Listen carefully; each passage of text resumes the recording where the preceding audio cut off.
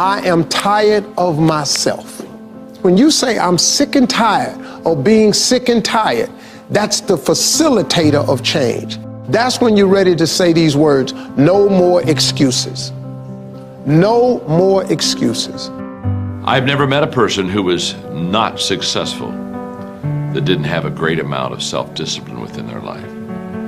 Self-discipline and being able to perform and being able to keep your life on schedule and being able to keep commitments and promises and meet deadlines is essential to success.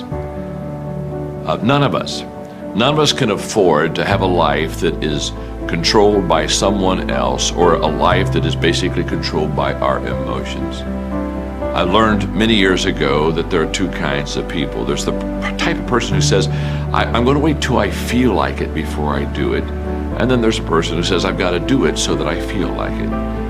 One will never get anything done because they're still waiting to feel the moment to move. And the other person says, no, I need to move, and then I will begin to feel the moment. Sonia, self-discipline is essential in your life and in my life if we're going to get things done. So I have a challenge for every one of you this weekend. The challenge is simple.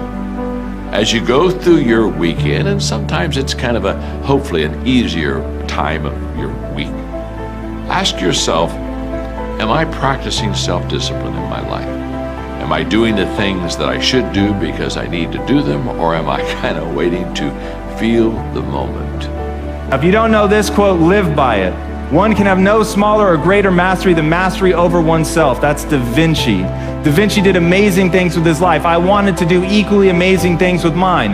And if that's the game that we're playing, if I can construct my belief system, if I can choose at any moment to believe something that's more empowering than I was believing the moment before, and that will actually find its way into my actions, allow me to do things that I couldn't do the moment before, then it's like that moment in The Matrix where Neo realizes he knows Kung Fu. And that's like, as funny as that is, that's how I think about life. To me, the very fundamental purpose of life is to find out how many skills I can acquire that have utility, and then put that utility to the test in service of something greater than myself. Stop comparing yourself to others. So the first thing you do is stop focusing on other people. Instead, focus on being the best version of you that you can. Then you'll recognize that you deserve to sit at the big table with everybody else after you become the best that you can be. Now, once you've accepted that you have as much right to success and much right to succeed as anybody else, the next step is learning how to talk the talk. You have to get fluent in the language of success so you speak it with ease. Surround yourself with people who've accomplished their dreams and immerse yourself in the culture of achievement. The ideal situation for a man or woman to die is to have family members praying with them as they cross over.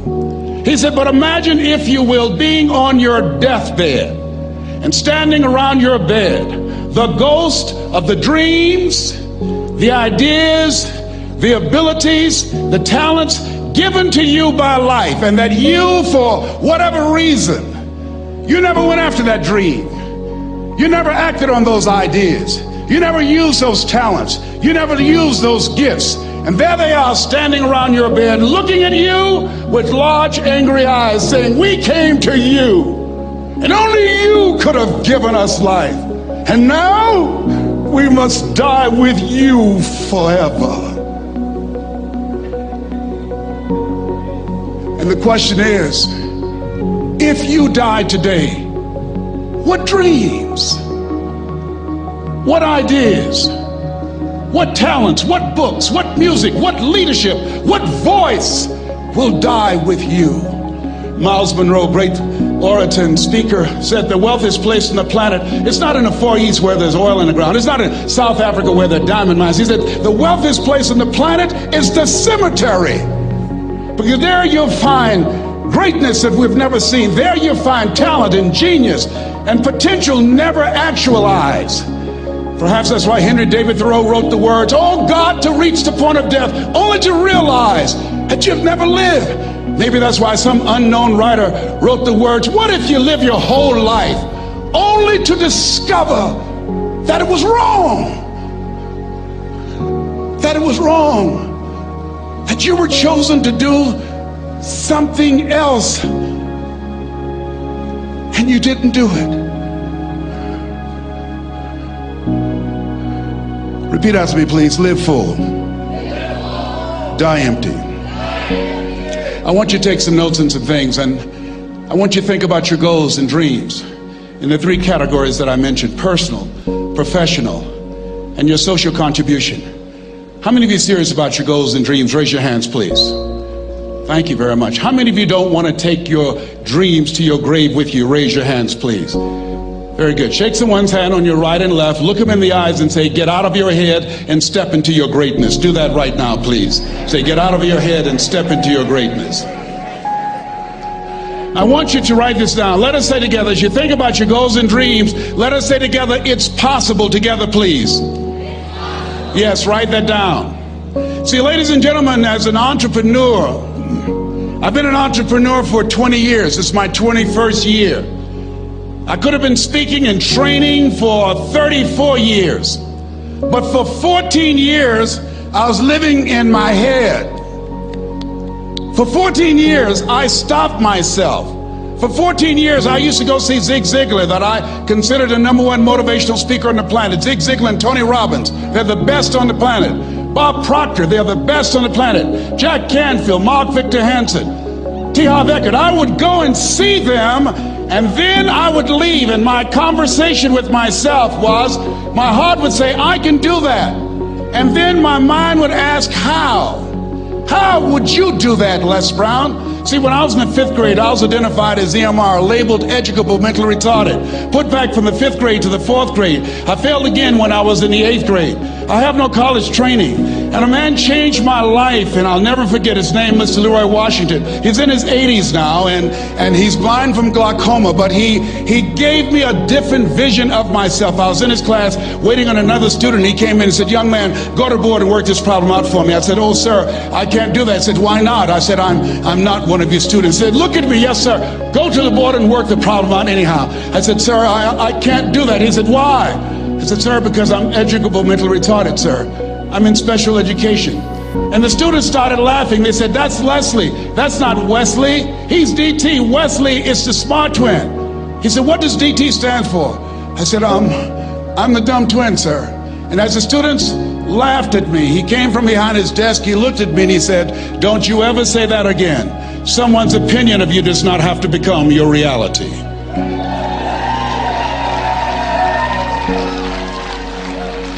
On one hand, I was humiliated, but on the other hand, I was liberated, because he looked at me with the eyes of Goethe, who said, "Look at a man the way that he is, he only becomes worse. But look at him as if he were what he could be, then he becomes what he should be." And so we developed a relationship. And one of the things that I can just tell you as you think about your goals and dreams, all of us can say in a spirit of integrity that it's possible. That if anybody at any point in time lived their dream, then it's possible that I can live mine. And what I did was, I made a mistake. I looked at my goals and dreams, and my mind said, "How will you do that?" I went from my heart to my mind, and I stayed up there for 14 years. 14 years. I can't bring those 14 years back. Those years are gone. And I've made a mission in my life to help people to stop putting it off and procrastinating. How many ever thought about something you wanted to do and you procrastinated, you talked yourself out of it? Raise your hand, please. There's a proverb that says, if there's no enemy within, the enemy outside can do us no harm. And so, as you look at your goals and dreams, every day we must convince ourselves, we must sell ourselves on that it's possible. Every seminar, every workshop, every book that I've ever read, every speaker that I've ever heard, it interrupted what I was believing about myself. Everything that you do, everything matters. As you go through each day, I know now as I look back at age 63, looking at my life, everything matters. T. Harv is right. How you do anything is how you do everything. And I realized that the choices I was making was based upon how I saw myself. Let us say together, it's necessary. Write that down. It's necessary as you look at your goals and your dreams, it's necessary that you have a strategy and a game plan to change the story that you believe about yourself. And that's an ongoing process. I've discovered, and many people have, that what we do, what we accomplish, what we produce is a result of the story we believe about ourselves. My favorite book says, "Be ye not conformed to this world, be ye transformed by the renewing of your mind." And so as I began to work on myself, I realized that I'm getting out of one story and stepping into another story. As I become aware of some things, there's still some things I'm not aware of. So I'm still growing, I'm still developing. I'm like the lady who said, "Lord, I ain't what I want to be, ain't what I'm going to be, but thank God I sure ain't what I was." But I realize that you have to work on yourself on a regular basis, and write this down, for mental mindset. For mental mindset and stamina. Because things are going to happen to you. I believe that the reason that most people go to their graves with their talents and abilities and skills in them is because of the fact, number one, many are like me. They didn't know that they didn't know and thought they knew. I thought I knew myself, and I really didn't know myself as well as I thought. I've discovered that sometimes people can take you to a place within yourself that you can't go by yourself. The other reason is I was afraid. I never worked for a major corporation. I wanted to speak for corporations. I was afraid I would be exposed because I don't have a college education. I felt inferior because of the fact that I don't have a college education. I allowed that level of fear of failure to stop me. And because I never had any experience in it, I assumed that I could not do it. I was paralyzing myself by believing and assuming the limited part of myself as opposed to believing that I had something special. You have something special. There's something you want to do. Because you don't know how to do it doesn't mean that you can't learn. I like something that I heard. You don't have to be great to get started, but you have to get started to be great. Repeat after me, please. Leap and grow your wings on the way down. See, the people that will live their dreams, the 2% that will do that, these are, and write this down, become a risk taker. They're risk takers. They don't mind failing.